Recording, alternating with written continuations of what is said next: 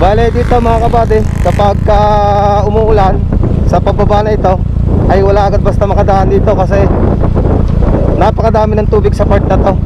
Nung nakaraan na may nakita kong video, dito yung stranded yung mga sasakyan kasi hindi makadaan dito kasi napakarami ng tubig.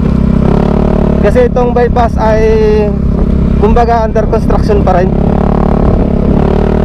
Bale dito ulit tayo mapapunta mga kabady sa Barangay San Pedro. Papasok tayo dito sa kantuhan ng Barangay San Pedro at pupunta tayo sa Barangay Katandala, yung pinakadulo ng Batangas City, yung ating pupuntahan. Bali ito yung pinaka kanto ng Barangay San Pedro. Bali kung kayo po pupunta dito sa Barangay San Pedro ay dito po yung daan. Dire-diretso lang po itong daan na ito at kayo po ay makakarating sa Mahakot is. Pagdating po ninyo ng Mahakot is ay sunod na barangay ay